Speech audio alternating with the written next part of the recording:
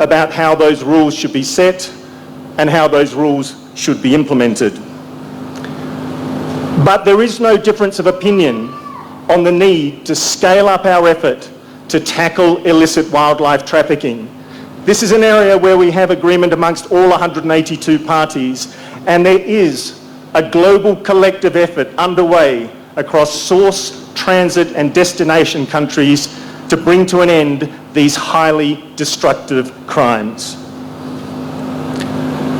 CITES does not prescribe whether or not a country should store its stockpiles of confiscated ivory and rhino horn, or whether or not they should be destroyed.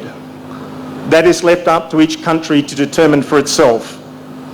Kenya, along with a number of other countries over the past few years, from China to Sri Lanka to the United States of America, have decided to destroy their seized and confiscated stockpiles of ivory and rhino horn. Kenya has set an extraordinary example with today's event.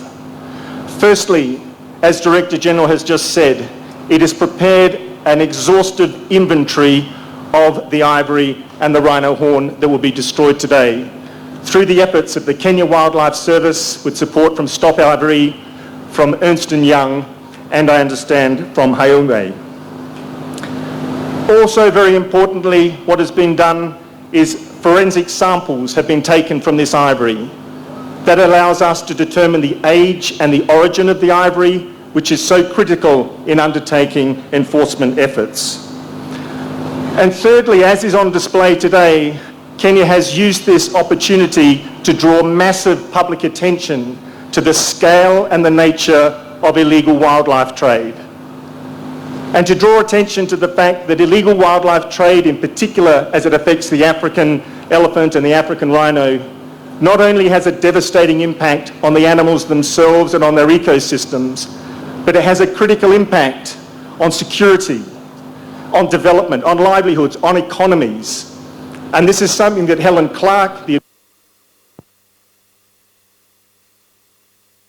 last few years, and we can see now that there's an acceptance that this is a people. And today's event allows Kenya to send a very public message to the international community and here in Kenya that it does not tolerate and it will not tolerate the illegal trade in wildlife. But that effort extends well beyond the burn that we're going to witness later on this afternoon. Kenya, through President Kenyatta, through his government, through the Kenyan Parliament, have taken strong measures to enhance legislation, to stiffen penalties, to take stronger enforcement efforts. And here they are all on display today. And through its National Ivory Action Plan, produced under CITES, at its last meeting, the CITES Standing Committee commended Kenya for the progress.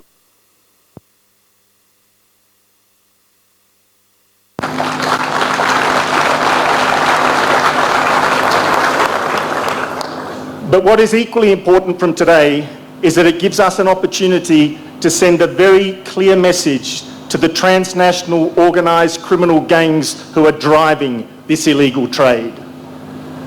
The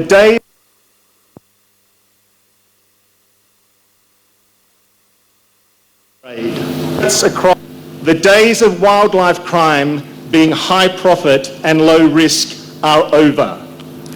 States across source, transit and destination countries are treating wildlife crime as a serious crime. They are deploying the same tools and techniques to combat these crimes as they do to tackle other serious crimes. And that includes here in Kenya and right across the globe the use of modern forensics. And we say to those criminals, you cannot hide.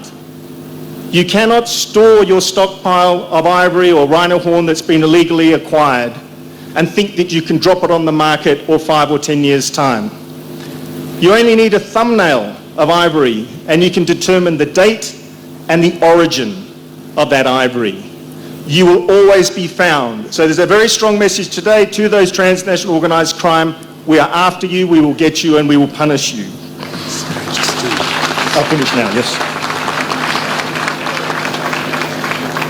We would like to very much thank President Kenyatta, his government, and the Parliament of Kenya for the leadership shown today, and we look forward to seeing you all in Johannesburg, South Africa in September of this year for the 17th meeting of the Conference of the Parties to CITES.